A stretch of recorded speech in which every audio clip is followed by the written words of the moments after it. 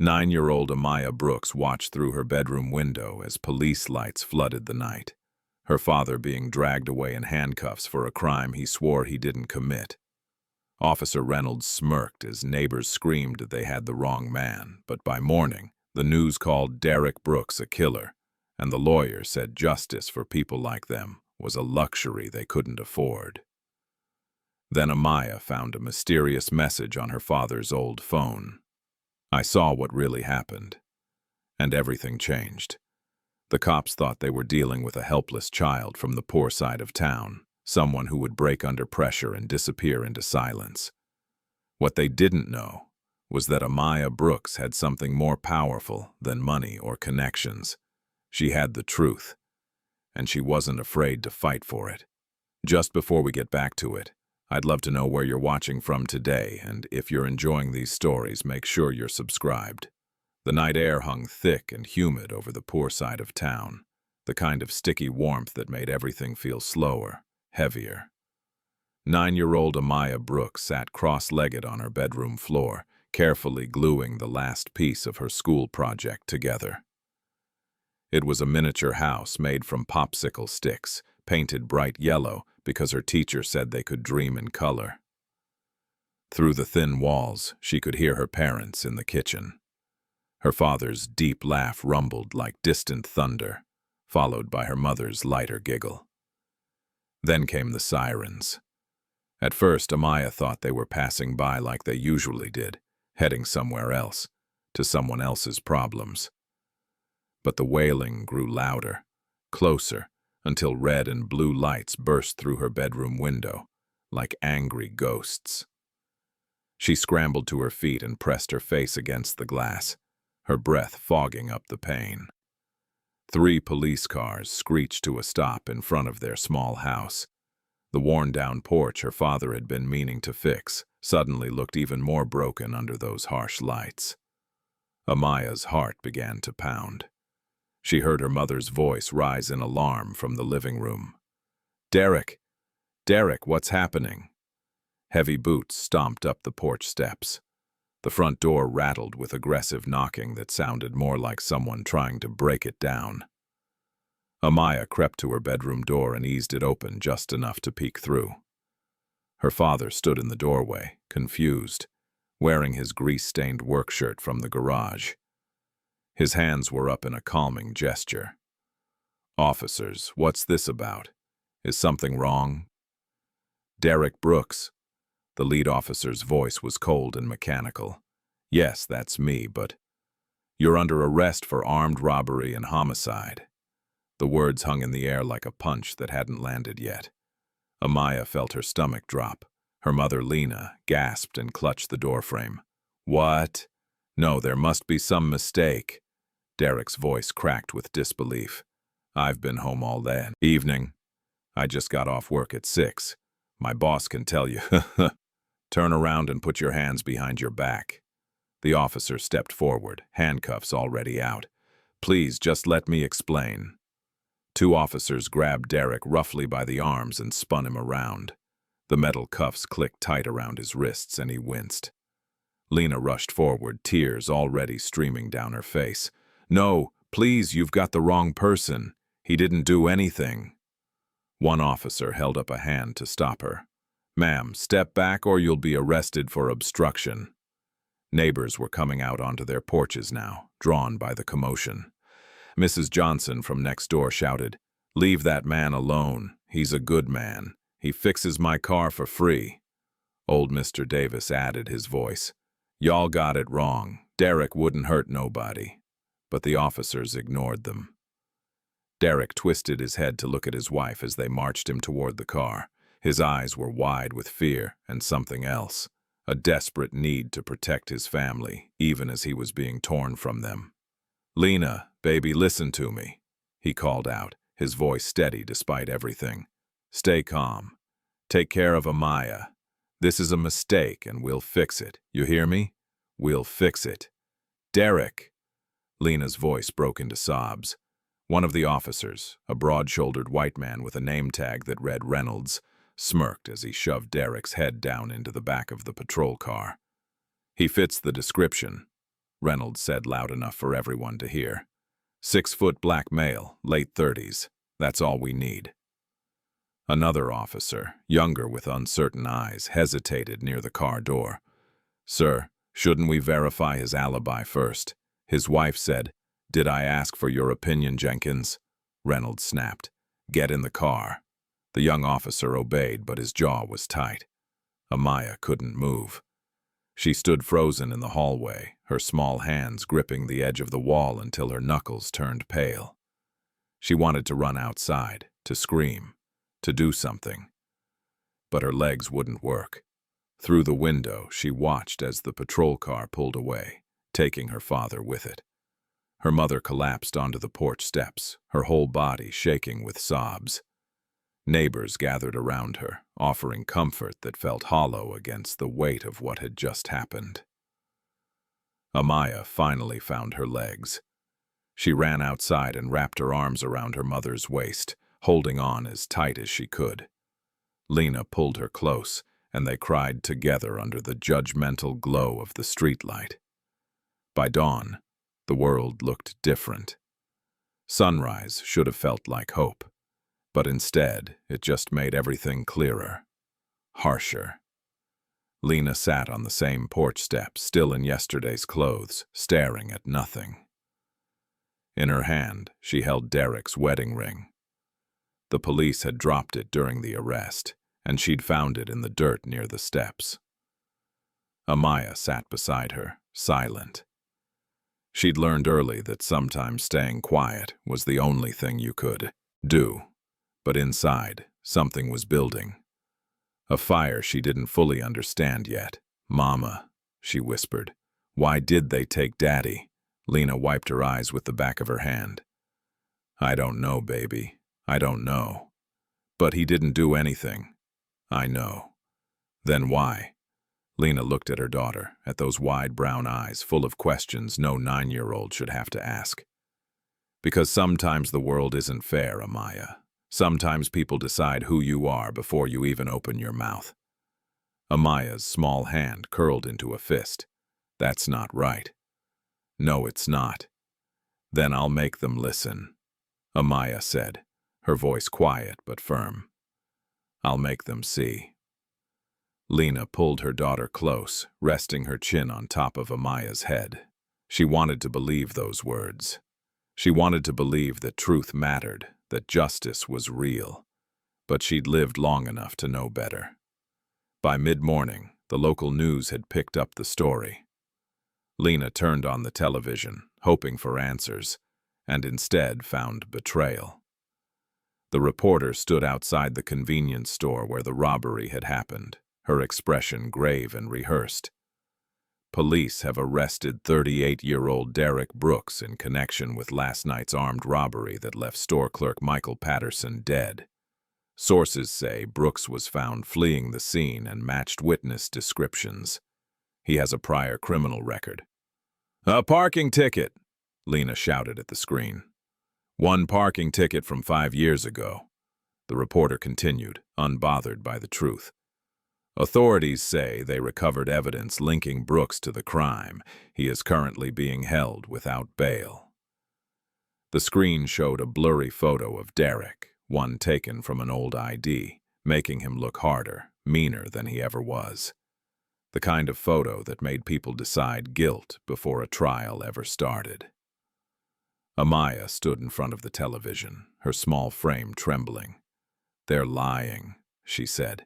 Baby, they're lying, Mama. Why are they lying? Lena had no answer. She clicked off the television and pulled Amaya away from it. That afternoon, Lena drove to the police station with Amaya in the back seat. The building was squat and gray, with narrow windows that looked more like slots than openings. Inside, the fluorescent lights buzzed overhead, making everything feel cold and artificial. Lena approached the front desk where a tired-looking woman sat behind bulletproof glass. I need to see my husband, Derrick Brooks. He was arrested last night. The woman barely looked up. No visits until after arraignment. When is that? Could be a few days, could be a week. A week? Lena's voice rose. I need to get him a lawyer. Can someone help me? Public defenders are backed up for weeks, ma'am. You'll have to wait your turn. But he's innocent. He didn't do this. The woman finally looked up, her expression flat and unmoved. That's what they all say. Next. Lena stood there, trembling with frustration. Amaya watched from a nearby bench, her small hands folded in her lap. She saw how the woman behind the glass looked at her mother, like she was an inconvenience, like her words didn't matter. As they turned to leave, Officer Reynolds walked past them. He glanced at Lena and smirked. Hope you got a good lawyer. Your husband's looking at life. Amaya's head snapped up. Something about the way he said it, the casual cruelty, the satisfaction made her skin crawl. She stared at him until he noticed. Reynolds looked down at the little girl with the fierce eyes and chuckled. What you looking at, kid? Amaya didn't blink. You'll regret lying. The officer's smile faded. For just a second, something flickered in his eyes, surprise, maybe even a hint of unease. Then he laughed it off and walked away. Lena grabbed Amaya's hand and pulled her toward the exit. Don't talk to them like that, she hissed. It's not safe. But Amaya didn't feel scared. She felt angry.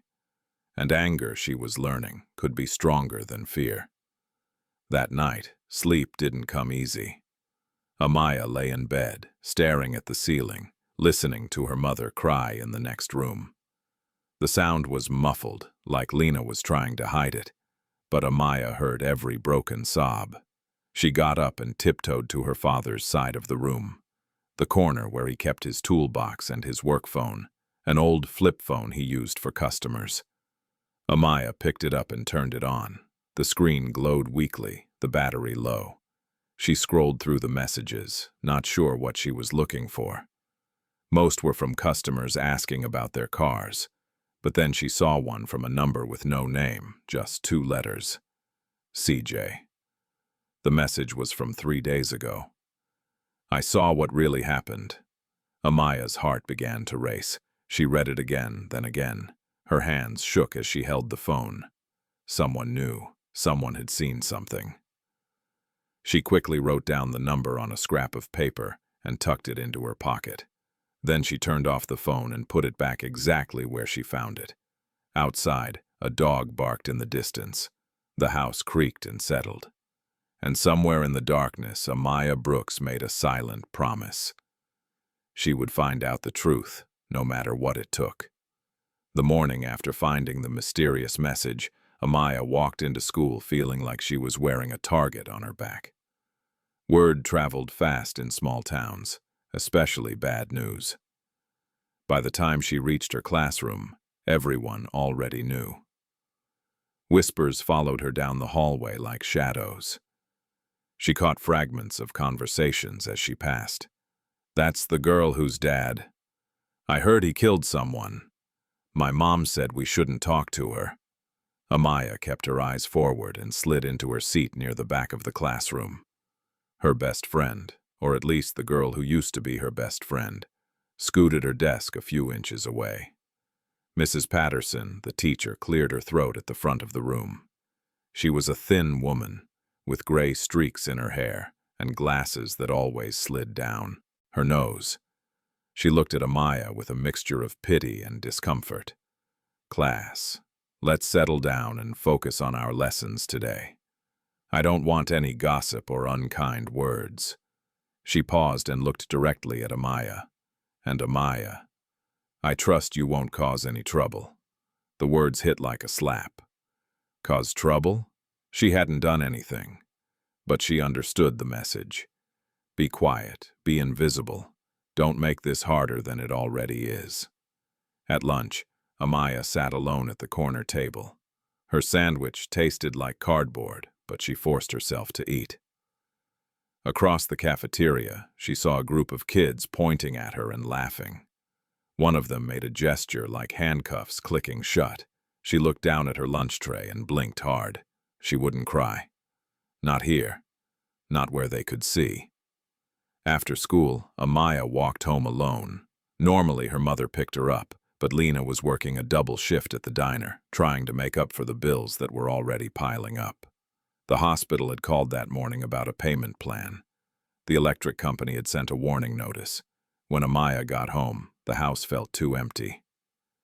She dropped her backpack by the door and went to her room, pulling out the scrap of paper with CJ's number. Her fingers trembled as she dialed on the house phone. It rang once, twice, 3 times. She was about to hang up when someone answered.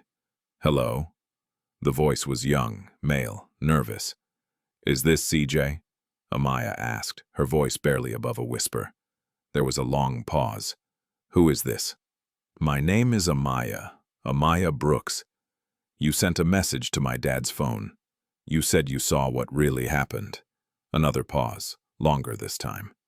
She could hear breathing on the other end, quick and shallow. "I can't talk on the phone," CJ finally said. "They might be listening." "Who might be listening?" "Just meet me at the train tracks after dark. The old bridge near Maple Street. Come alone. I don't know if I can. If you want to help your dad, you'll come." The line went dead. Amaya stood there holding the phone, her heart hammering in her chest. The train tracks. After dark. Her mother would never allow it, but CJ's words echoed in her mind. If you want to help your dad. That evening, Lena came home exhausted. She smelled like fryer grease and coffee, and her feet dragged as she walked through the door. Amaya had reheated leftovers for dinner, and they ate in silence at the small kitchen table. "Your boss at the diner," Amaya finally said. "Is he being nice to you?" Lena sighed. "He cut my shifts, baby. Said with everything going on, some customers are uncomfortable." "That's not fair." "No, it's not." Lena pushed her food around her plate. "We might lose the house if things don't get better soon." Amaya's chest tightened. Lose the house? This was the only home she'd ever known. The place where her father taught her to ride a bike in the driveway, where her mother baked birthday cakes that always tilted to one side, where family meant something.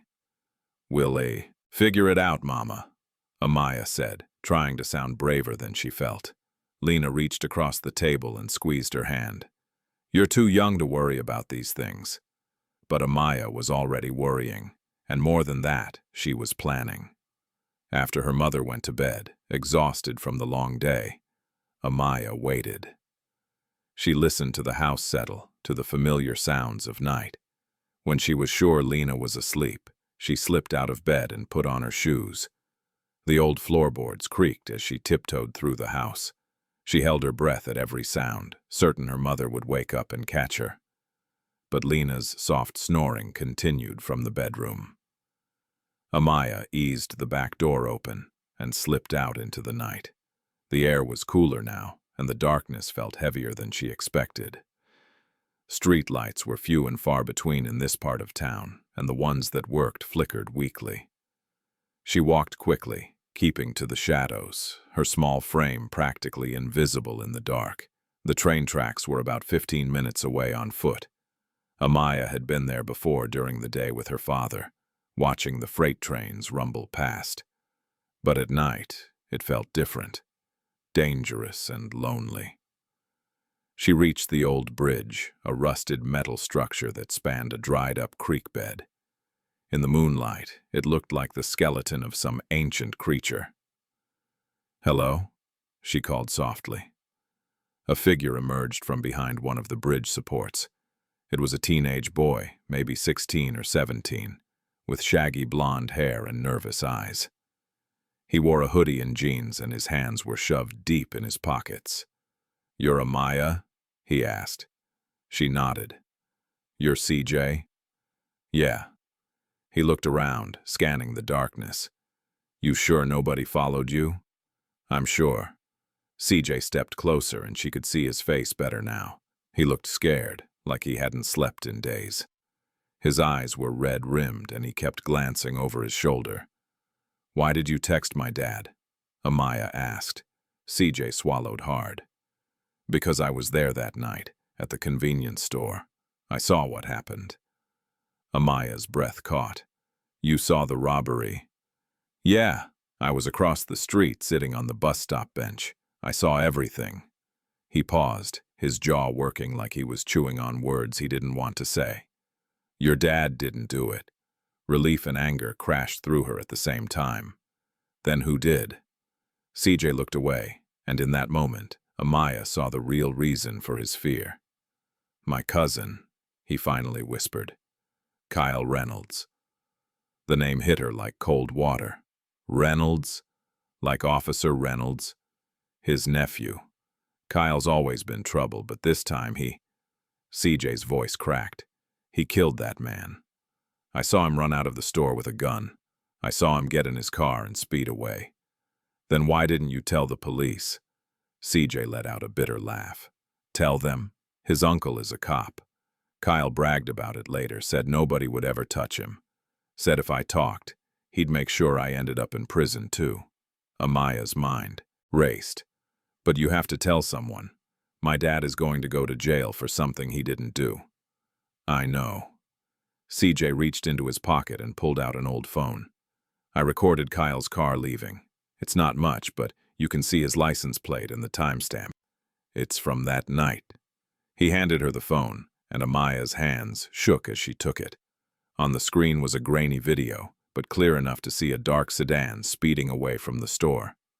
The license plate was visible for just a few seconds, but it was there. This is proof, she breathed.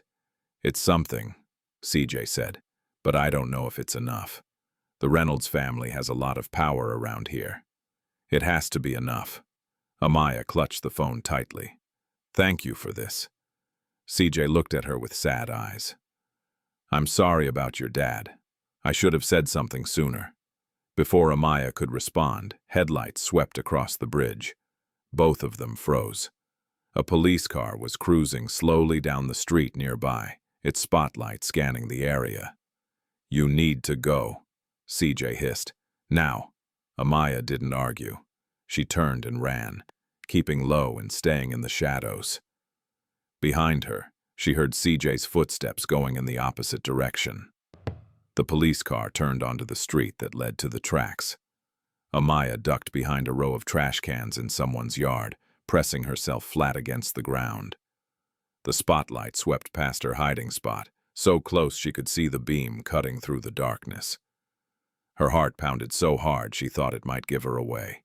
She squeezed her eyes shut and held her breath. The police car rolled past slowly, then continued down the street. Amaya waited several long minutes before she dared to move. When she finally stood up, her legs felt like jelly. She ran the rest of the way home, not stopping until she was back inside her house. She eased the back door shut and locked it, then leaned against it, gasping for breath. In her hand, the phone felt like it weighed 1,000 pounds. The next morning, Lena found her sitting at the kitchen table, still in yesterday's clothes. Amaya, did you sleep at all? Amaya looked up at her mother with tired eyes. Mama, I need to tell you something. What is it, baby? I know who really robbed that store, and I have proof. Lena's face went pale. What are you talking about? Amaya told her everything. The message, the meeting with CJ, the video. With every word, Lena's expression shifted from shock to fear to anger. You snuck out in the middle of the night. Lena's voice rose. Do you have any idea how dangerous that was? I had to, Mama. Nobody else was going to help us. That's not your job. You're 9 years old. Lena grabbed Amaya by the shoulders, not rough, but firm. They don't care about truth, baby. They care about control. If you keep pushing, they'll hurt you too. But Daddy, I know. Lena's voice broke. Tears spilled down her cheeks. I know. But I can't lose both of you. I can't. Amaya hugged her mother, tight. And they stood there in the kitchen, two people trying to hold each other up when the whole world felt like it was falling apart. But even as she held her mother, even as she felt Lena's fear, Amaya knew she couldn't stop. Not now, not when she was so close to the truth. That afternoon, while her mother was at work, Amaya sat down with a piece of notebook paper and a pencil. She wrote carefully, her handwriting neat and deliberate.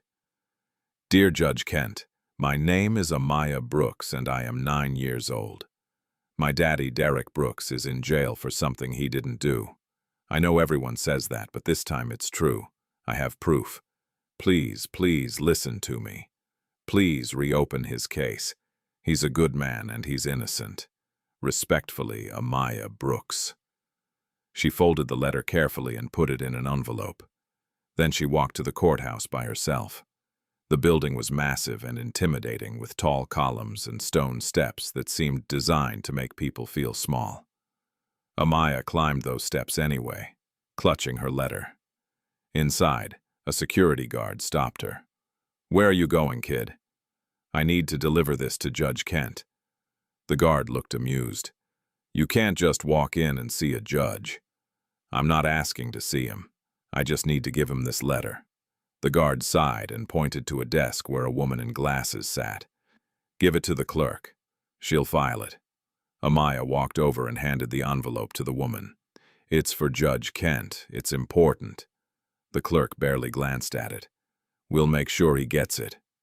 Promise? The woman looked up then, really looked at Amaya. Maybe she saw the desperation in her eyes, or maybe she just felt sorry for her. Either way, she nodded. I promise. Thank you. As Amaya walked out of the courthouse, she felt a tiny spark of hope. She'd done something. Maybe it wouldn't be enough, but at least she'd tried. She was halfway down the steps when she heard voices behind her. 2 police officers were standing near the entrance, talking in low tones. One of them was Officer Reynolds. That kid's going to be a problem, Reynolds was saying. The other officer chuckled. She's 9. What's she going to do? If she keeps talking, she won't make it to middle school. The words were said casually, like a joke, but Amaya heard the threat underneath. She froze on the steps, her blood running cold. Reynolds hadn't seen her yet. She quickly turned and hurried away, her heart racing. She didn't stop until she was blocks away from the courthouse. That night, lying in bed, Amaya replayed Reynolds' words over and over in her mind. She wasn't naive enough to think he'd been joking. He meant it. If she kept pushing, something bad would happen. But giving up wasn't an option, not when her father was counting on her, not when the truth was finally within reach. She thought about CJ's courage in meeting her, despite his fear. She thought about her father's voice the night he was arrested, telling her mother to stay calm. She thought about all the people who had stayed silent before, who had let injustice win because fighting back was too hard, too dangerous. Amaya pulled her blanket up to her chin and stared at the ceiling. I'm not scared, she whispered to the darkness. But that was a lie. She was terrified. She just wasn't going to let that stop her. 3 days after Amaya delivered her letter to the courthouse, something unexpected happened. A miracle, her mother called it, though Amaya knew miracles required work, not just wishes. Judge Samuel Kent had read her letter and agreed to a preliminary hearing. The news came through a phone call from the public defender's office.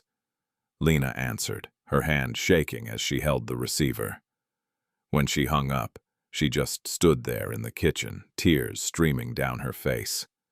They're going to hear his case, she whispered. The judge is giving us a chance. Amaya felt her chest swell with something she'd almost forgotten. Hope. It was fragile and frightening, like holding a baby bird in your hands. But it was real. Within hours, the local media caught wind of the story. The mechanic's daughter who won't back down became the headline that spread through the town. Reporters started showing up outside their house, cameras ready, asking questions Lena refused to answer. She'd learned the hard way that the media twisted everything. By the time the hearing day arrived, a small crowd had gathered outside the courthouse. Some held signs that read, "Justice for Derrick" and "Let the truth be heard." Others held countersigns, ugly words scrawled in black marker about law and order. The town was divided right down the middle, and Amaya could feel the tension crackling in the air like electricity before a storm. Lena had taken Amaya to the thrift store the day before. They'd found a navy blue dress that was a little too big in the shoulders but clean and presentable. Lena had stayed up late hemming it, her fingers working the needle with the kind of precision that came from years of making do with what little they had. "You look beautiful, baby," Lena said that morning as she smoothed down Amaya's hair. Her voice trembled. "Your daddy's going to be so proud." Amaya looked at herself in the mirror. She didn't feel beautiful. She felt scared and small and completely out of her depth. But she also felt something else, a fierce determination that burned in her chest like a coal that wouldn't go out. The courthouse was even more intimidating from the inside. The hallways were lined with dark wood paneling and portraits of stern-looking judges from decades past. Their eyes seemed to follow Amaya as she walked, holding her mother's hand tight. They entered the courtroom, and Amaya's breath caught. The room was huge, with high ceilings and rows of wooden benches. At the front sat Judge Kent behind an elevated desk that made him look like a king on a throne. He was an older black man with silver hair and deep-set eyes that had seen too much injustice to be easily swayed by pretty words. And then Amaya saw him. Her father. Derrick sat behind a glass partition, wearing an orange jumpsuit that hung loose on his frame. He'd lost weight. His face looked hollow, and there were dark circles under his eyes. But when he saw Amaya and Lena, his whole face lit up. He pressed his hand against the glass, and Lena rushed forward to press hers against it from the other side. Amaya followed, placing her small hand next to her mother's. Through the glass, she could see tears in her father's eyes. "Hey, baby girl," he mouthed. "Hi, Daddy," she whispered back, even though she knew he couldn't hear her. "All rise," the bailiff called out. "The Honorable Judge Samuel Kent presiding." Everyone stood as the judge took his seat. He looked out over the courtroom with an expression that gave nothing away. "We're here today for a preliminary hearing in the case of the State versus Derrick Brooks," Judge Kent began. His voice was deep and measured. "I've reviewed the petition submitted by the defendant's daughter, and while it's highly unusual, I believe this case warrants a closer examination before we proceed to trial." Amaya felt her heart skip. He'd actually read her letter. He'd actually listened. The prosecutor, a thin man named Richard Walsh with a pointed face and cold eyes, stood up. "Your Honor, with all respect, this hearing is a waste of the court's time. The evidence against Mr. Brooks is substantial. We have eyewitness testimony placing him near the scene, and I'll be the judge of what wastes this court's time, Mr. Walsh," Judge Kent interrupted. "Please be seated." Walsh sat down, his jaw tight. Next to Derrick sat his court-appointed lawyer, a tired-looking man named Gerald Dugan. He wore a wrinkled suit and had the air of someone who'd stopped believing in the system years ago. He leaned over to whisper something to Derrick, who shook his head firmly. "Mr. Dugan," Judge Kent said, "does the defense have anything to present?" Dugan stood slowly, shuffling his papers. "Your Honor, given the circumstances, we believe the best course of action would be to negotiate a plea deal. My client could plead to a lesser charge and—" "No," Derrick said loudly, his voice carrying across the courtroom. "I'm not pleading guilty to something I didn't do." Dugan looked flustered. "Mr. Brooks, I really think—" "I said no." Judge Kent watched this exchange with interest. "Mr. Brooks, you have the right to reject your counsel's advice. Do you have anything you'd like to say?" Before Derrick could answer, Amaya stood up. The movement was so sudden that several people gasped. Lena tried to pull her back down, but Amaya stepped into the aisle. "Your Honor," she said, her voice small but clear, "my dad is innocent, and I'll prove it." The courtroom erupted in murmurs. Some people laughed, the sound cruel and dismissive. Judge Kent raised his hand for silence, and the room gradually quieted. "Young lady," he said not unkindly, "this is a court of law. You can't just—" "Please," Amaya interrupted. "Please just let me speak. I have proof." Walsh jumped to his feet. "Your Honor, this is absurd. We can't let a child—" "Mr. Walsh, sit down." Judge Kent leaned forward, studying Amaya with those penetrating eyes.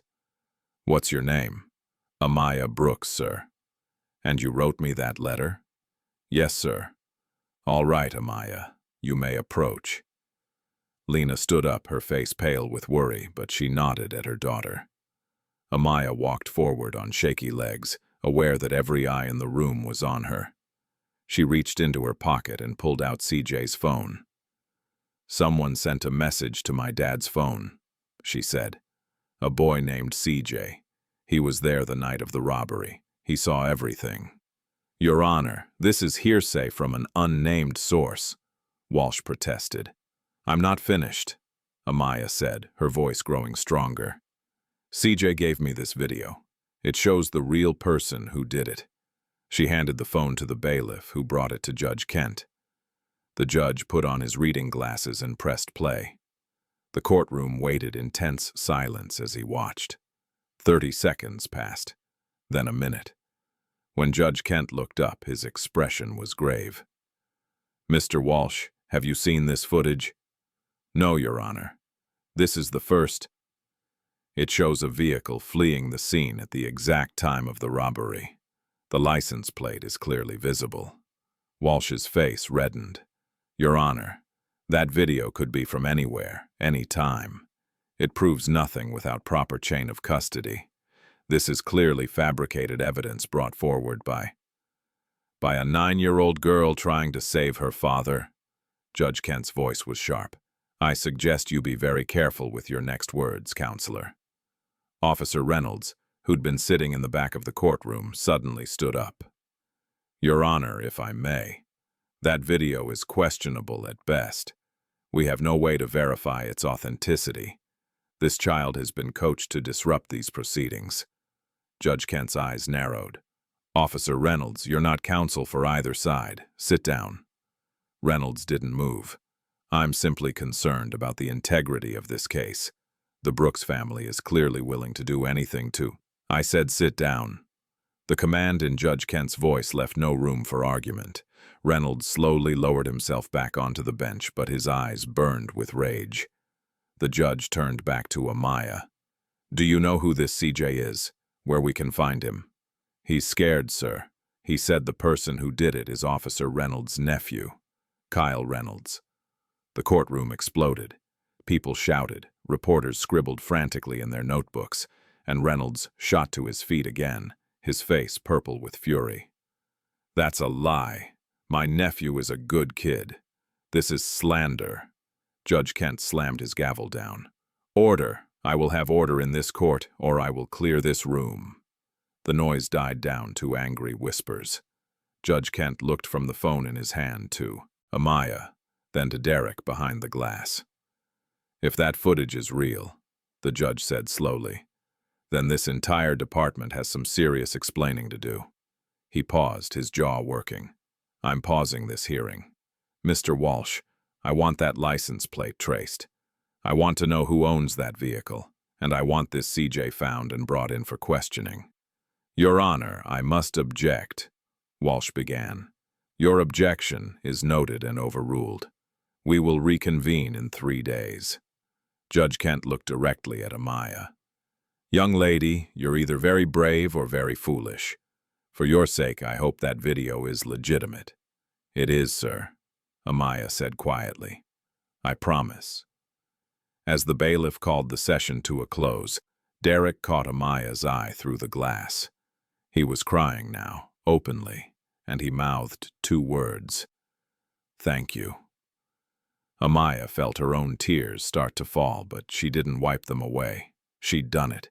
She'd made them listen. As they left the courtroom, pushing through the crowd of reporters and curious onlookers, Amaya felt a strange prickling on the back of her neck. She turned and saw a black car with tinted windows parked across the street. The driver's window was rolled down just enough to see a face watching her. Even from this distance, she recognized him from the video CJ had shown her on his phone before giving her this one. It was Kyle Reynolds. Their eyes met for just a moment, and then the window rolled up. The car pulled away slowly, deliberately, like a predator that wanted its prey to know it was being hunted. Lena grabbed Amaya's hand and pulled her toward their old sedan. "Come on, baby. Let's get home." But as they drove away, Amaya kept looking in the rearview mirror, watching for that black car. It didn't follow them, but she knew it didn't have to. They knew where she lived. That night, Amaya couldn't sleep. Every sound made her jump. The house settling, the wind rattling the windows, a car passing on the street outside. She lay in bed staring at the ceiling, listening to her mother move around the house, also unable to rest. Around midnight, both of them finally drifted off from sheer exhaustion. At 2 a.m, the sound of shattering glass tore through the silence. Amaya shot upright in bed, her heart hammering. She heard her mother scream from the living room. She scrambled out of bed and ran down the hallway. The front window was completely broken, glass scattered across the floor like sharp stars. Cold air rushed in through the jagged opening, and there, in the middle of the living room floor, was a rock wrapped in a piece of paper. Lena stood frozen, her hand over her mouth. Amaya walked forward carefully, avoiding the glass in her bare feet, and picked up the rock. Her hands trembled as she unwrapped the paper. The message was written in crude block letters. "Drop it or next time it's your head." Lena snatched the paper from Amaya's hands and read it. Her face went from scared to furious in an instant. "That's it. We're calling the police." "Mama, the police are the ones doing this. Then we'll—" Lena stopped because she realized Amaya was right. Who could they call? Who would believe them? They spent the rest of the night cleaning up the glass and boarding up the window with cardboard and duct tape. Neighbors came over when they saw the commotion, offering help and expressing outrage. Mrs. Johnson brought over coffee and sat with them until sunrise, her presence a small comfort in the darkness. "Those cowards," Mrs. Johnson muttered, shaking her head. "Threatening a child. They ought to be ashamed." But shame required a conscience, and the people behind this threat had none. The next morning, Amaya tried calling CJ's number again. She'd tried several times since the hearing, wanting to tell him what happened, wanting to make sure he was okay. But this time, instead of ringing, she got a recorded message. "The number you have dialed is no longer in service." Her stomach dropped. She tried again, thinking maybe she'd dialed wrong. Same message. "Mama," she called out, "CJ's phone is disconnected." Lena came into the room, worry etched across her face. They drove to the address CJ had mentioned once during their meeting, a small house on the east side of town. When they pulled up, Amaya's worst fears were confirmed. The house was empty. Not just empty like nobody was home, but abandoned. Windows were boarded up, the lawn overgrown, and there was a "for sale" sign planted in the dirt. It looked like nobody had lived there in weeks. "He's gone," Amaya whispered. "Or they made him disappear," Lena said grimly. They sat in the car for a long moment, the engine idling, neither knowing what to do next. Then Lena made a decision. "We're going to the police records office. If they destroyed that video evidence, there might be other records they tried to hide." The police records office was a small building attached to the main station. A bored-looking clerk sat behind the desk, filing her nails. When Lena approached and asked for body cam footage from the night of Derrick's arrest, the woman barely looked up. "Fill out this request form. Processing takes 4 to 6 weeks." 6 weeks? Can't you just check if the footage exists? The clerk sighed like this was the biggest inconvenience of her life. She typed something into her computer, her long nails clicking against the keys. Then she frowned. "Huh, that's weird." "What?" Lena leaned forward. Those files were deleted, all the body cam footage from that night. She looked up, genuine surprise on her face. That's not supposed to happen. Everything's backed up automatically. Who deleted them? I don't know. It just says administrative removal and yesterday's date. The clerk seemed troubled now. Look, I shouldn't be telling you this, but somebody really doesn't want anyone seeing that footage. Lena thanked her and hurried back to the car where Amaya was waiting. As she explained what happened, Amaya felt the weight of it all pressing down on her. They were erasing evidence. They were making sure the truth stayed buried. What do we do now? Amaya asked. I don't know, baby. I honestly don't know. The answer came that afternoon in the form of a knock on their temporary cardboard-covered door. Lena opened it cautiously to find a young black woman in a professional pantsuit standing on their porch. She had kind eyes and carried a leather bag over her shoulder. Mrs. Brooks, my name is Naomi Price. I'm a reporter for the County Times. She spoke quickly, glancing around nervously. I've been following your husband's case and I'd like to help. Lena's eyes narrowed. The press hasn't exactly been kind to us. I know, and I'm ashamed of that. But I don't work for the mainstream outlets. I write investigative pieces about corruption and injustice. If your husband is innocent, I want to help prove it. She pulled out a business card and handed it to Lena. I heard what your daughter did in court. That took guts. But now they're going to come after you hard.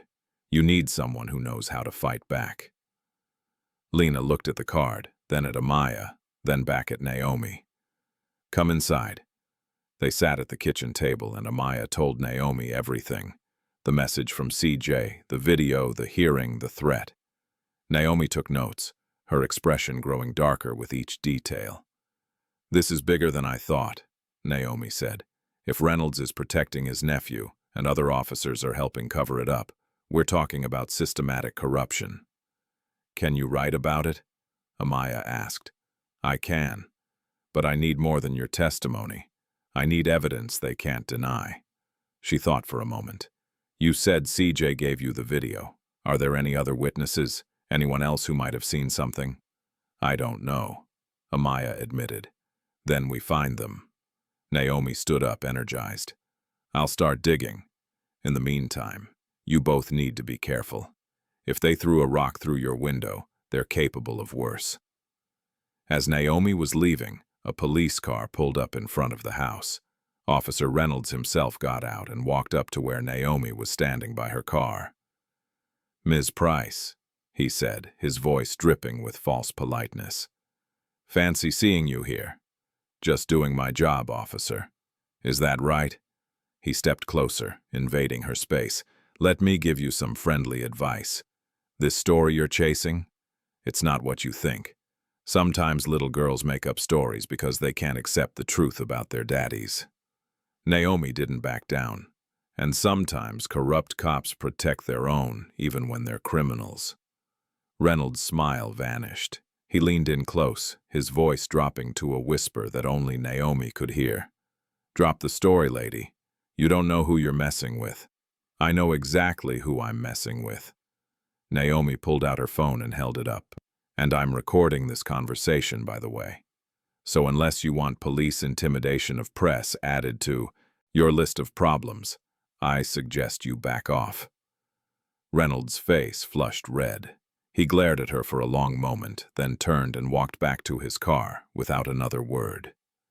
Naomi's hands were shaking as she got into her car, but she managed a brave smile for Amaya and Lena, who'd watched the whole thing from the doorway.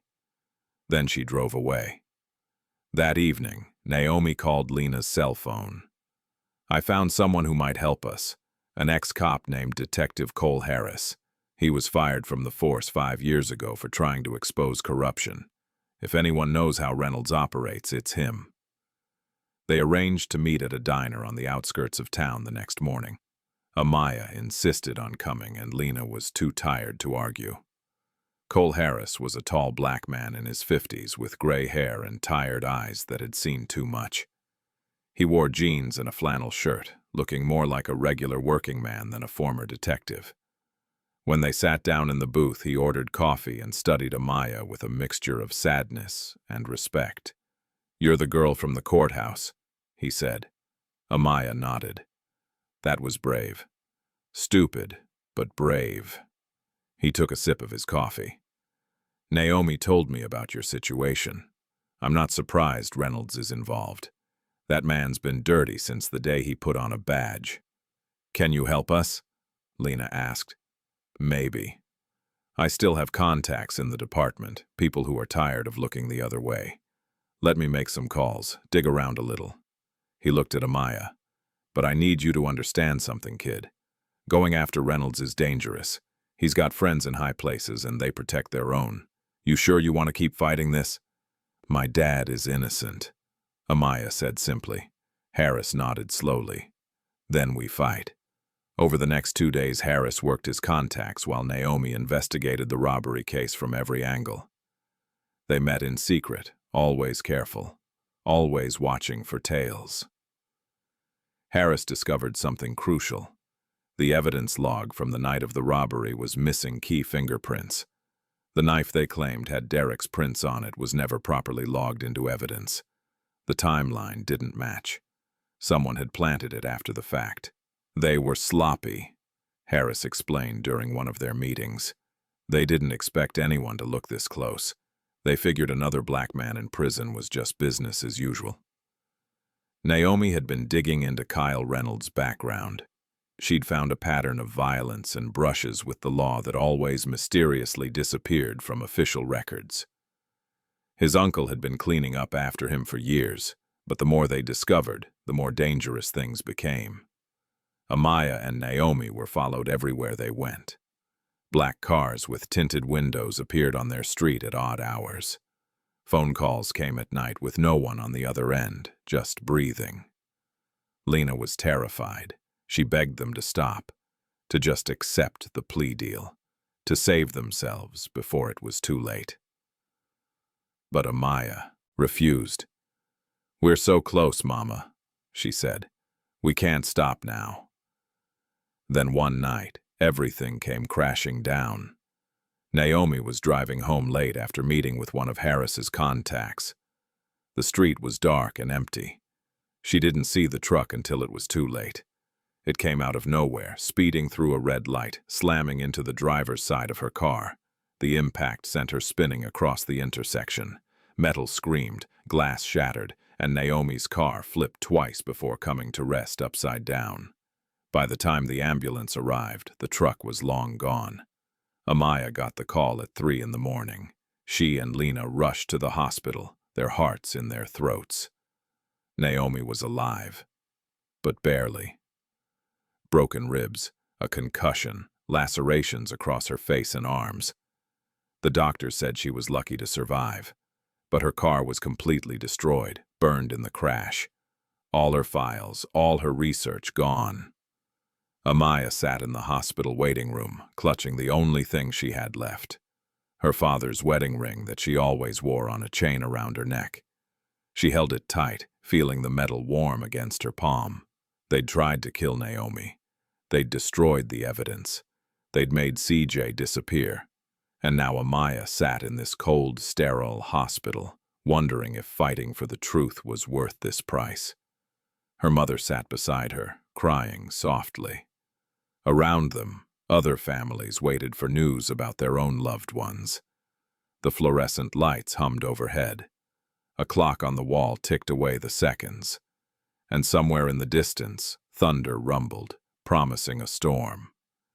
The hospital room smelled like antiseptic and fear. Amaya woke to the steady beep of machines monitoring her vitals, though she wasn't sure why she was the one hooked up to them. The last thing she remembered was sitting in the waiting room, holding her father's ring, waiting for news about Naomi. Her mother sat in the chair beside her bed, head bowed in prayer, fingers clasped so tight her knuckles had gone white. When Lena heard Amaya stir, her head snapped up and relief flooded her face. "Baby," she breathed, rushing to take Amaya's hand. "Thank God. You scared me half to death." "What happened?" Amaya's voice came out scratchy and weak. You passed out. The doctor said it was exhaustion and stress. Your body just gave out. Lena smoothed Amaya's hair back from her forehead. You've been carrying too much weight for too long. Amaya tried to sit up, but her mother gently pushed her back down. Naomi? Is she okay? She's alive. Banged up pretty bad, but she'll recover. Lena's voice dropped to a whisper. Her car was burned, Amaya. Completely destroyed.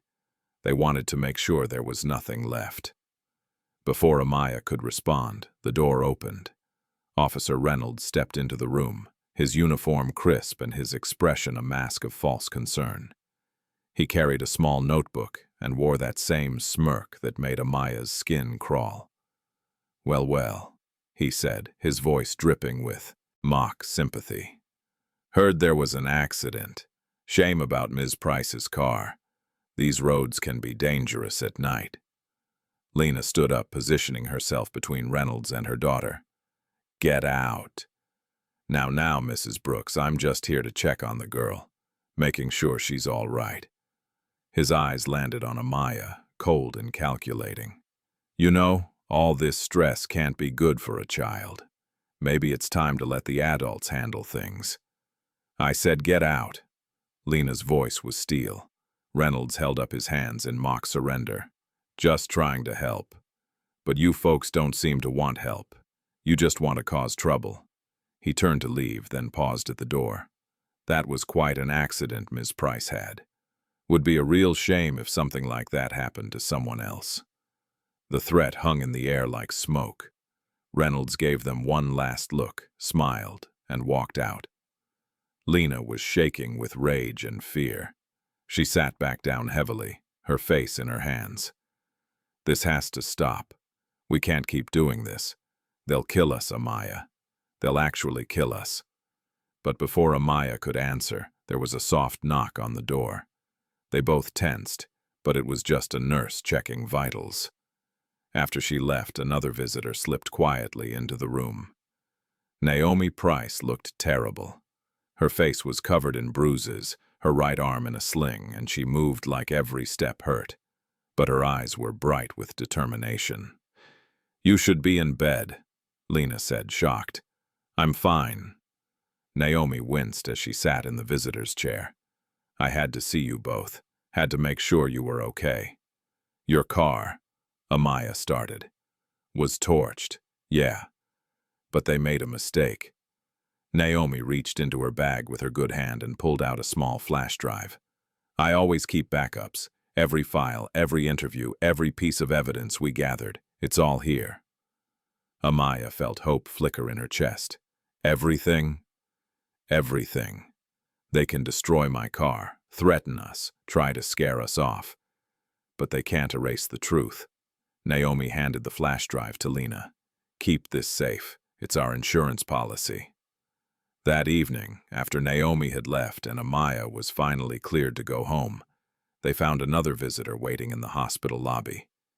Detective Cole Harris sat reading a newspaper, but his eyes were constantly scanning the room, watching for threats. When he saw them, he folded the paper and stood. We need to talk. Not here. Somewhere safe. They followed him to his truck and drove to an abandoned warehouse on the outskirts of town. The building was old and falling apart, but it was private. Harris led them inside to a small office where he'd set up a makeshift command center. Papers covered the walls, connected by red string like something out of a crime show. I've been busy, Harris said, gesturing to his work. Called in every favor I had left. And I found something big. He pulled down a file folder and opened it on the desk. Inside were printed screenshots of security footage. This is from the parking lot behind the police station, 2 hours before the robbery. He pointed to a timestamp. Watch this. The footage showed Officer Reynolds meeting Kyle in the shadows between two cars. They talked for a few minutes, and then Reynolds handed Kyle an envelope. Kyle opened it, counted what looked like cash, and then handed something back to Reynolds. What is that? Lena asked, squinting at the screen. A gun, Harris said grimly. And not just any gun. According to the ballistics report I managed to get my hands on, it matches the weapon used in the robbery. Amaya's eyes went wide. Reynolds gave Kyle the gun, and probably payment too. This wasn't just covering for his nephew after the fact. Reynolds was in on it from the beginning. Harris pulled out another document. I also found the original evidence log before it was altered. Derrick's fingerprints were never on that knife. They were added later, probably by Reynolds himself. Why would he do this? Lena asked, though the answer was becoming clear. Money, power. Maybe Kyle owed someone and needed cash fast. Maybe Reynolds has his own debts, who knows? Harris shook his head. What matters is we can prove it now. But even as hope bloomed, reality set in. Amaya looked at all the evidence, all the connections Harris had made, and asked the question that mattered most. Will anyone believe us? Harris didn't answer right away. Judge Kent might. He's one of the few honest ones left. But getting this evidence admitted into court, that's going to be a fight. As they talked, none of them noticed the small camera tucked into the corner of the warehouse ceiling, its red light blinking steadily in the darkness. The next morning, breaking news spread through the town like wildfire. Someone had leaked a heavily edited version of Harris's investigation to a local news station. The report painted Harris as a disgruntled ex-cop with a vendetta against the department, Naomi as a troublemaker looking for a sensational story, and Amaya as a confused child being manipulated by adults. The police chief held a press conference standing behind a podium with Reynolds at his side. These allegations are completely baseless, the chief said, his voice firm and authoritative. Officer Reynolds has served this community with distinction for 15 years. To suggest he would be involved in criminal activity is not only absurd, but deeply offensive to every officer who puts their life on the line every day. Reynolds stepped up to the microphone, playing the victim perfectly. My family has been targeted by vicious lies. My nephew Kyle is a good kid who's never been in trouble. This witch hunt has caused us tremendous pain. But the chief's denial only made people ask more questions. Social media exploded with debates. Some called it a cover-up. Others defended the police. The town was splitting apart at the seams. And then, protesters started gathering outside the courthouse. They came with signs and chants, demanding a retrial for Derrick Brooks. Justice for Derrick became a rallying cry that echoed through the streets. Some officers refused to report for duty, saying they couldn't in good conscience work alongside Reynolds. Others rallied around him, forming a thin blue line that felt more like a wall. The police chief, feeling the pressure from all sides, made an announcement that shocked everyone. Officer Reynolds will be suspended pending an independent review of these allegations. It wasn't much, but it was something. The wall was starting to crack. That same day, Amaya received an unexpected visitor at home. A woman in her 60s with silver hair and kind eyes knocked on their door. She introduced herself as Eleanor Wright, Judge Kent's assistant. The judge wanted me to give you this, Eleanor said quietly, glancing around nervously. She handed Lena an envelope. He's been reviewing everything. The video, the evidence logs, Detective Harris's findings. He believes you. He believes Derrick is innocent. Lena opened the envelope with shaking hands. Inside was a notice for an emergency hearing scheduled for 3 days from now. He's reopening the case? Lena's voice cracked with emotion. More than that, he's calling for a full investigation into the police department's handling of the evidence. Eleanor smiled at Amaya. You did this, sweetheart. You made them listen. But that night, as Amaya lay in bed replaying Eleanor's words, she found a note that had been slipped under her door. She didn't remember hearing anyone approach. The note was written in the same crude block letters as the threat wrapped around the rock.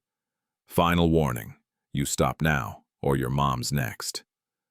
Amaya stared at the paper, her hands trembling. They'd been inside her house.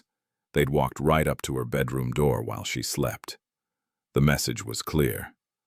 Nowhere was safe. She thought about showing her mother, but Lena was already so scared, so broken down by everything they'd endured. Instead, Amaya folded the note and hid it in her dresser drawer, beneath her socks. Then she climbed back into bed and stared at the ceiling, wondering if truth was worth the price they were paying. Morning came with the sound of news helicopters circling overhead. Naomi's exposé had just been published in the County Times, and it was everywhere. The headline read, "The Mechanic's Daughter and the Web of Corruption, How a 9-Year-Old Girl Uncovered Police Cover-Up." The article laid everything out in devastating detail. The video evidence, the deleted body cam footage, the planted knife. The meeting between Reynolds and Kyle caught on security cameras, Harris's findings about the manipulated evidence logs. Every piece connected like puzzle parts that finally made a picture everyone could see. Naomi had named names. She'd included photos. She'd traced Kyle Reynolds' history of violence and his uncle's pattern of making charges disappear. The article didn't just accuse, it proved.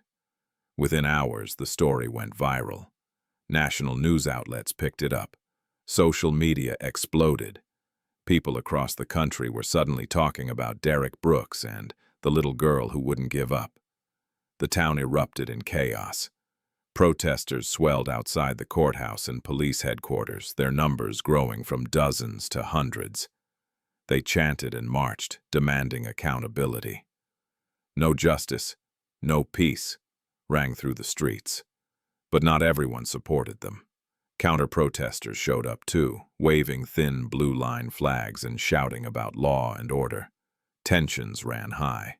Police in riot gear formed barriers. It felt like the whole town might tear itself apart. Inside the Brooks home, Lena watched the news coverage with tears streaming down her face. "Look what you started," she said to Amaya, but her voice wasn't angry. It was awed. "I just wanted to save Daddy," Amaya said quietly. "You did more than that, baby. You woke people up." The backlash against Reynolds was swift and brutal. Fellow officers who'd stayed silent for years suddenly found their voices. Anonymous tips flooded into internal affairs. Records of other suspicious cases began to surface, cases where evidence had been mishandled, where suspects had been framed, where Reynolds' name appeared in the margins. The district attorney, realizing which way the wind was blowing, tried to get ahead of the scandal. He held a press conference announcing that his office would conduct a full review of all cases involving Officer Reynolds or his nephew. But Judge Kent wasn't willing to wait for bureaucratic processes. He called an emergency hearing for that very afternoon. The courthouse was surrounded by so many people that extra security had to be called in just to keep order. Amaya and Lena had to push through crowds of supporters who cheered for them and reporters who shouted questions. Inside, the courtroom was packed to capacity. Every seat was filled, and people lined the walls. The air was thick with anticipation and the weight of history being made. Derrick was brought in, looking bewildered by everything that had happened in the past few days. When he saw the crowd, saw the cameras, saw his daughter sitting in the front row, his eyes filled with tears. Judge Kent entered, and the room fell silent. He looked out over the assembly with an expression of grim determination. "We are here today because a child had the courage to speak truth to power," he began, "and because that truth has exposed a rot within our justice system that can no longer be ignored." The prosecutor, Richard Walsh, stood up. His face was pale and he looked like he'd aged 10 years in the past week. "Your Honor, in light of new evidence that has come to our attention, the state moves to dismiss all charges against Derrick Brooks." Gasps filled the courtroom. Lena grabbed Amaya's hand so tight it hurt. "Furthermore," Walsh continued, his voice strained, "we are filing charges against Kyle Reynolds for armed robbery and first-degree murder, and against Officer Randall Reynolds for evidence tampering, obstruction of justice, and conspiracy." The courtroom erupted in cheers and shouts. Judge Kent had to bang his gavel repeatedly to restore order. "Motion granted," Kent said once the noise died down. "Mr. Brooks, you are free to go. This court apologizes for the grave injustice done to you and your family." But before anyone could celebrate, the courtroom doors burst open. Kyle Reynolds stood there, wild-eyed and desperate, holding something in his jacket.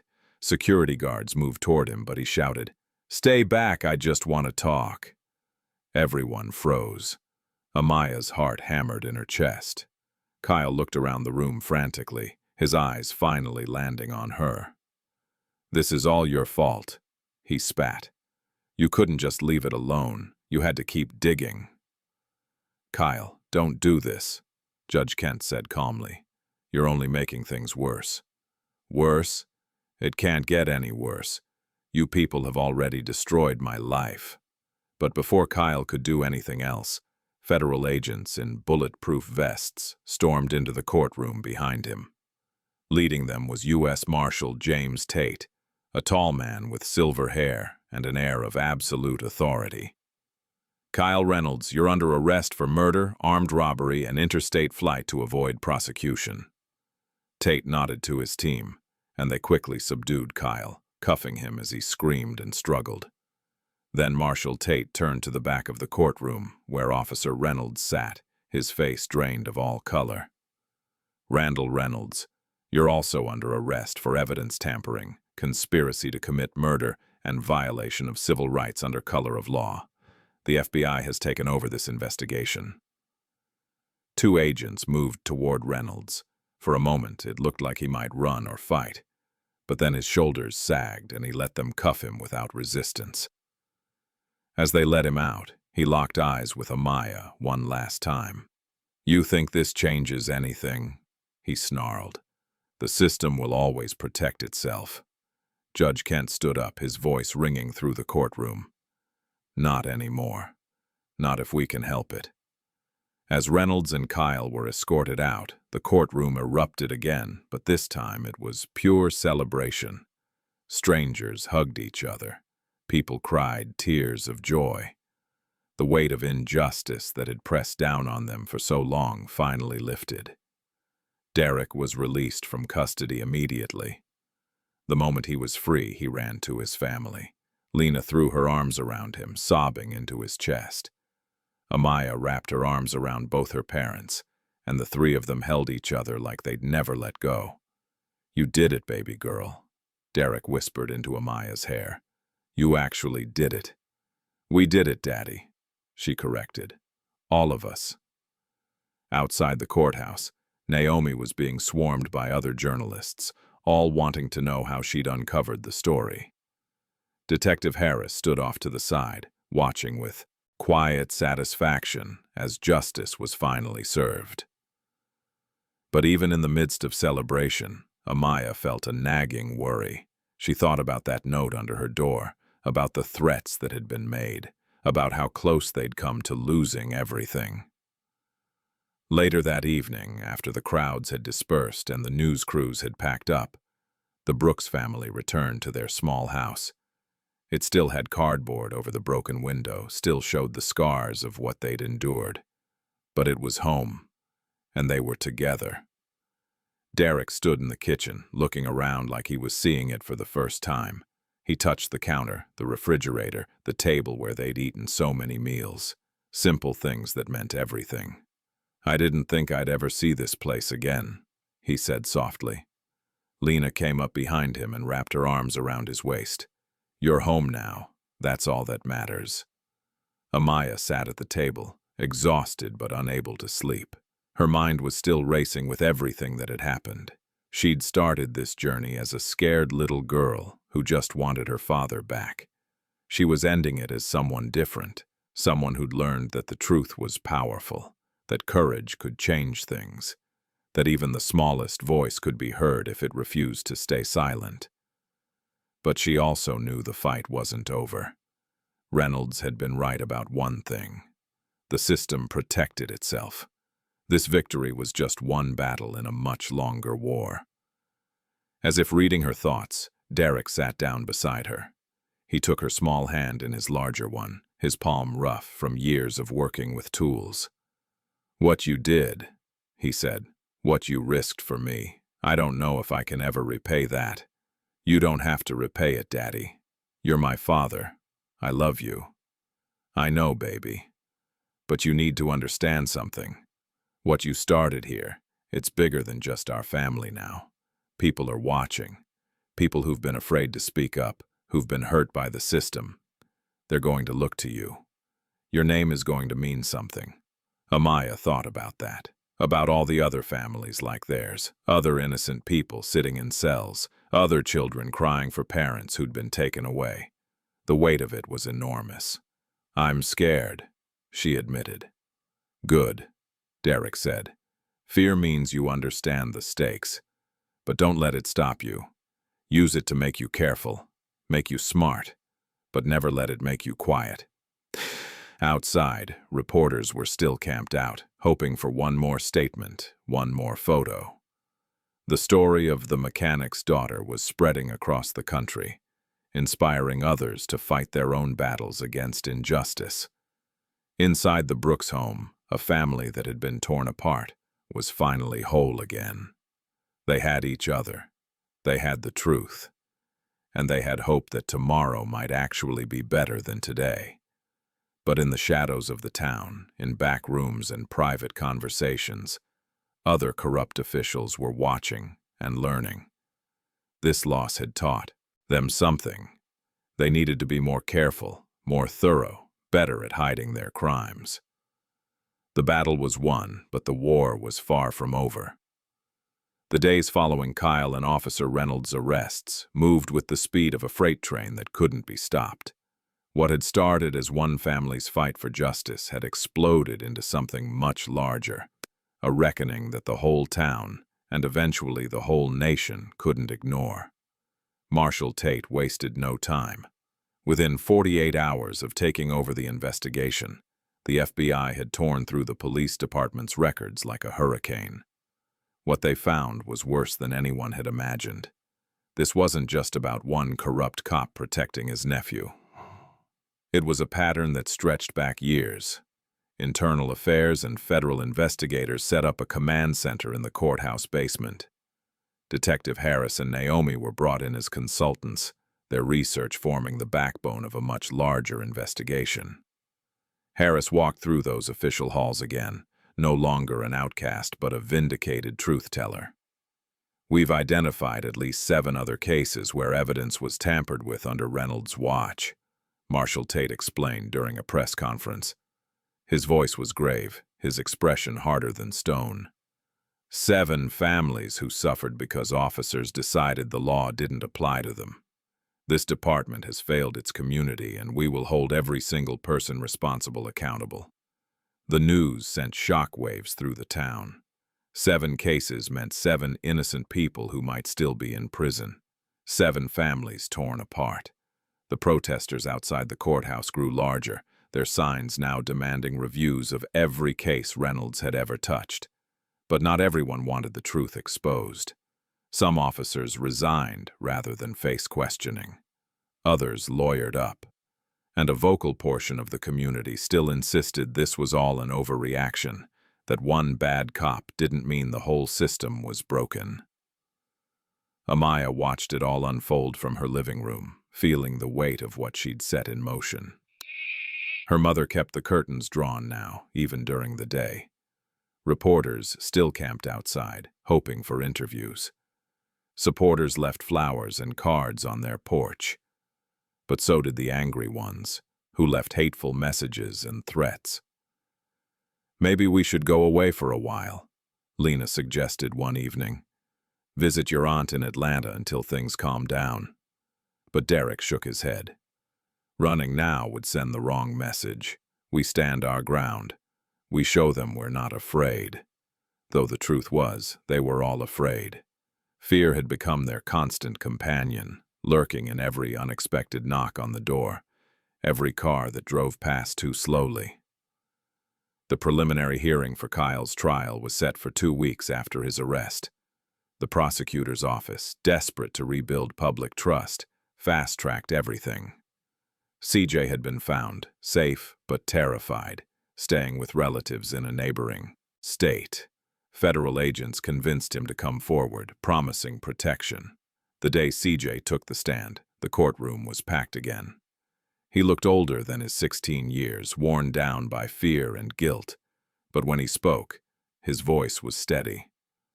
"Kyle's my cousin, and I loved him," CJ began, his hands gripping the witness stand. "But what he did was wrong, and watching an innocent man go to prison for it was something I couldn't live with." He described the night of the robbery in painful detail. How Kyle had been drinking, talking about needing money fast.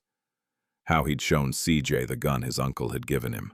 How CJ had tried to talk him out of it but failed. "I saw him run out of that store," CJ said, his voice breaking. "I saw the blood on his shirt, and I saw him laughing about it later, saying his uncle would make sure nobody touched him." The defense attorney tried to discredit CJ, calling him a scared kid looking for a plea deal. But the video evidence backed up every word. The security footage Harris had found showed the meeting between Reynolds and Kyle. The timeline matched perfectly. When the prosecutor played the footage of Reynolds handing Kyle the gun, the courtroom went silent. You could have heard a pin drop. This wasn't hearsay or circumstantial evidence. This was proof, undeniable and devastating. Kyle's lawyer, an expensive defender hired by family money, tried to spin it as a misunderstanding. Officer Reynolds was simply returning a weapon his nephew had brought to him for safekeeping, he argued, but even he sounded unconvinced. The prosecutor, a sharp woman named Patricia Brennan, destroyed that argument in seconds. Safekeeping? 2 hours before an armed robbery where that exact weapon was used? Your Honor, that's not safekeeping. That's conspiracy to commit murder. During a break in the proceedings, Amaya and her family sat in the hallway outside the courtroom. Derrick kept one arm around his daughter and one around his wife, as if letting go meant they might disappear again. Naomi approached them, her injuries healing but still visible. "How are you all holding up?" "We're managing," Lena said, though the exhaustion in her voice told a different story. "The national response has been incredible," Naomi said. "I've been getting calls from news outlets across the country. Everyone wants to know about the girl who took on a corrupt police force and won." Amaya shifted uncomfortably. She didn't feel like a hero. She felt like a tired kid who just wanted her normal life back. As if sensing her thoughts, Derrick squeezed her shoulder. "You did something brave, baby. But brave doesn't mean unafraid. It means doing what's right, even when you're scared out of your mind." The trial continued for 3 more days. Witness after witness took the stand. The store clerk's widow testified about her husband's final moments, sobbing as she described the man who'd been taken from her. Ballistics experts confirmed the gun. Forensic analysts explained how the evidence had been manipulated. And then came the moment everyone had been waiting for. The prosecutor called Amaya Brooks to the stand. The courtroom fell silent as Amaya walked forward. She looked impossibly small in the witness box, her feet barely touching the floor. But when she placed her hand on the Bible and swore to tell the truth, her voice didn't waver. "Tell us, Amaya," Prosecutor Brennan said gently. "Why did you decide to investigate your father's case?" Amaya looked out at the courtroom, at all the faces watching her. She saw her parents in the front row, saw Naomi and Harris sitting together, saw strangers who'd come to witness history. "Because I knew my daddy didn't do it," she said simply. "And I knew that if I didn't fight for him, nobody else would. They called me a poor little girl who didn't know better. But being poor doesn't mean you don't know truth, and being little doesn't mean your voice doesn't matter." The words hung in the air like a benediction. Several people in the courtroom wiped away tears. Even the judge looked moved. Kyle's defense attorney tried to cross-examine her, to poke holes in her story. But Amaya answered every question with simple honesty. She didn't embellish. She didn't exaggerate. She just told the truth. When she stepped down from the stand, the entire courtroom erupted in applause. Judge Kent didn't even try to stop it. He let the moment breathe, let justice have its sound. The jury deliberated for less than 4 hours. When they returned, the foreman stood with a piece of paper that would change everything. In the case of the state versus Kyle Reynolds, on the charge of first-degree murder, we find the defendant guilty. On the charge of armed robbery, we find the defendant guilty. Kyle's face went white. His mother, sitting in the back, let out a wail. But the widow of the store clerk closed her eyes and whispered a prayer of thanks. Officer Reynolds' trial came next, and it was even swifter. The evidence was overwhelming. 12 officers testified against him, finally unburdening themselves of years of complicity and guilt. The FBI presented evidence of 7 other cases where he'd tampered with evidence. When the guilty verdict was read, conspiracy to commit murder, evidence tampering, obstruction of justice, deprivation of rights under color of law. Reynolds stood stone-faced. As the bailiffs led him away, he turned one last time to look at Amaya. She met his gaze without flinching. She'd been afraid of this man once, but fear had taught her something important. Courage wasn't the absence of fear. It was standing up anyway. Outside the courthouse that day, Amaya stood with her parents and spoke to the press for the first time. "There are others like my daddy," she said into the microphones, her small voice amplified for the world to hear. "Other innocent people still waiting for someone to believe them. We can't stop now. We have to keep fighting until every single person's free." The words spread like wildfire. Within days, lawyers across the country were reopening cases, families were demanding reviews, and the justice system was being forced to look at itself in the mirror and confront what it saw. 6 months had passed since that day outside the courthouse. 6 months since Derrick Brooks walked free and Officer Reynolds was sentenced to 25 years in federal prison. 6 months since a 9-year-old girl reminded the world that truth was more powerful than corruption. Life had slowly returned to something resembling normal, though nothing would ever be quite the same. Derrick was back at his garage, fixing cars again. His hands still remembered the work, even if his soul carried scars that would never fully heal. But he was home, and that was what mattered. The community had rallied around him. His small garage now had more business than he could handle, people driving from neighboring towns just to support him. Amaya would stop by after school sometimes, sitting on a stool in the corner, doing her homework while her father worked. The familiar sounds, the clang of tools, the hiss of the pneumatic lift, her father humming while he worked, were a comfort she'd never take for granted again. "Hand me that wrench, baby girl," Derrick would say, and she'd pass him tools like she used to, back before their world fell apart and had to be rebuilt piece by piece. The scholarship came as a surprise. The local university, moved by Amaya's courage, had established a fund in her name for students pursuing justice and legal reform. They offered her a full ride when she was old enough, with support for her education, starting now if she wanted tutoring or enrichment programs. The mayor held a public ceremony, apologizing on behalf of the city for what the Brooks family had endured. It was awkward and uncomfortable, his words sounding rehearsed and hollow, but it was something.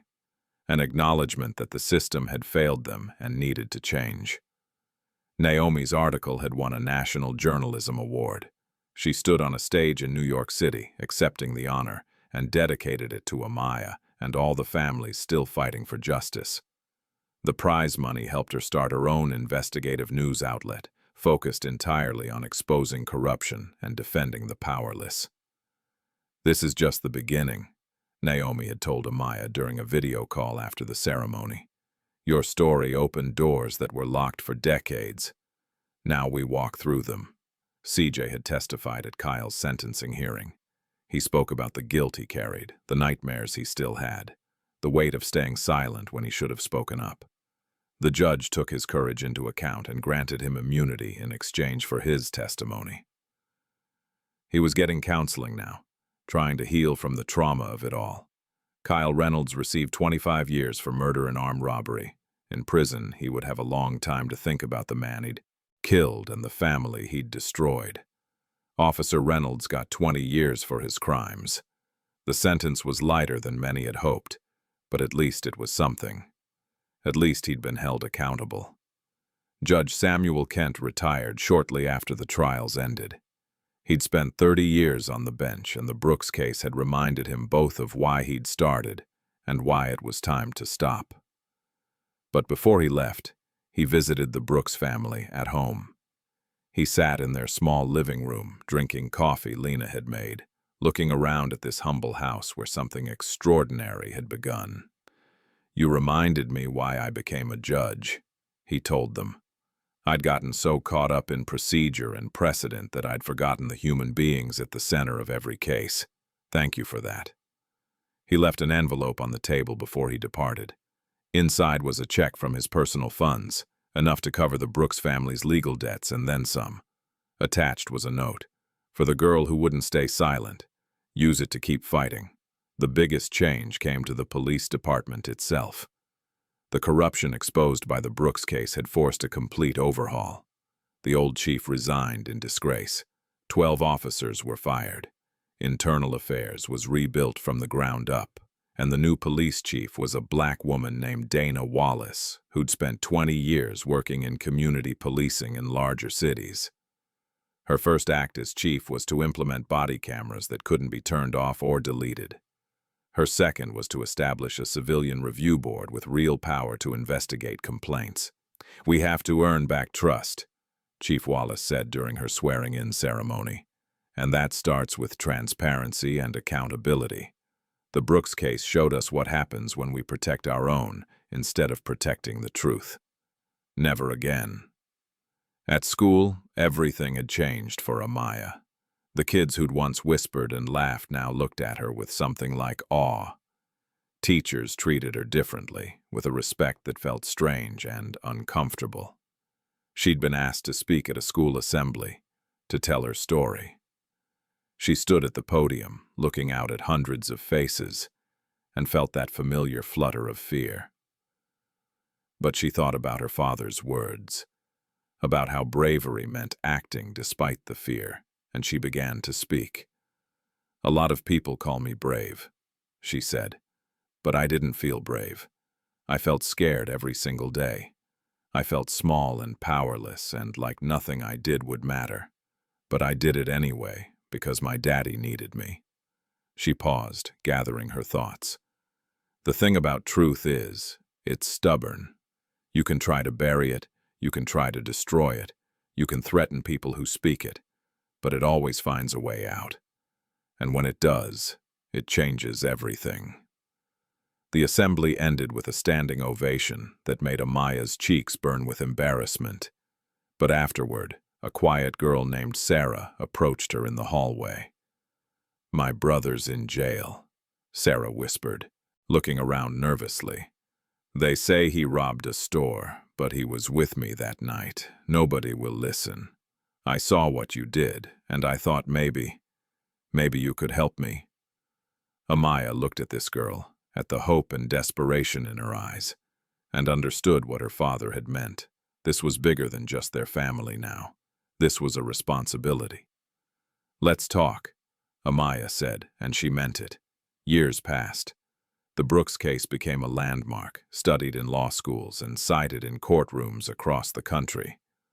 Reforms were implemented in police departments nationwide. 7 innocent people whose cases Reynolds had tainted were exonerated and freed. Families were reunited. Lives were rebuilt. Amaya grew up in the shadow of that legacy, but she never let it define her completely.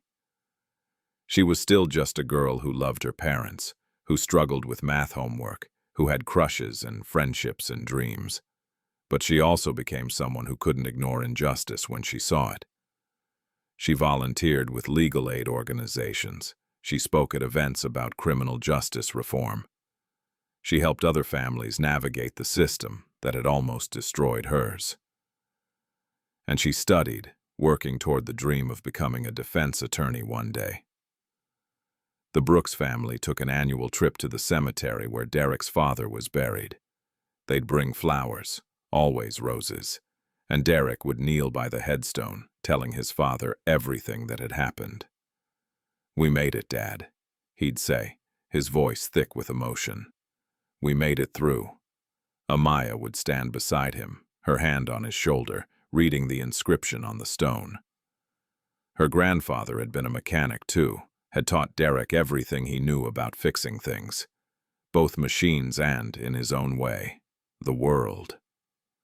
One evening, years later, an adult Amaya walked into a courtroom for the first time as a defense attorney. She wore a professional suit, carried a briefcase full of case files, and felt the weight of every person who'd believed in her. She sat at the defense table next to her client, a young man accused of a crime he swore he didn't commit. The system had already decided he was guilty. The evidence was circumstantial but damning. His family couldn't afford an expensive lawyer, but he had Amaya Brooks. And that meant something. Before the judge entered, Amaya opened her briefcase and pulled out her father's old notebook, the one he'd kept in the garage, full of diagrams and notes about how things worked. On the last page, in his careful handwriting, was something he'd written after he came home. "Truth always finds its way out. Like electricity running through a wire, it can't be stopped, only directed. Direct it toward justice and watch the world light up." Amaya smiled, closed the notebook, and placed it on the table in front of her. Then she stood as the judge entered, ready to fight another battle in a war that would never truly end. Because justice wasn't a destination, it was journey. And every step mattered. Outside the courtroom, Derrick and Lena sat in the gallery, watching their daughter with pride that transcended words. Their little girl, who'd once stood trembling before a judge, begging to be heard, was now a voice for the voiceless. The cycle had come full circle. The girl who'd been saved by truth was now using it to save others, and somewhere, in small towns and big cities, in courtrooms and living rooms, other young people watched Amaya's story and found their own courage. They learned that voices mattered, that truth was worth fighting for, that even the smallest person could change the world if they refused to stay silent. The legacy of the mechanic's daughter lived on, a reminder that justice delayed is not justice denied, not if someone is brave enough to demand it. The story faded to a close, but the impact rippled outward, touching lives that would never know where it started, proving that sometimes the most powerful force in the universe isn't money or power or status. Sometimes it's just a little girl who loved her father and refused to let the world take him away. If you were 9 years old and the whole world told you to stay silent, would you have the courage to speak up anyway? Like and subscribe for more powerful stories of ordinary people doing extraordinary things.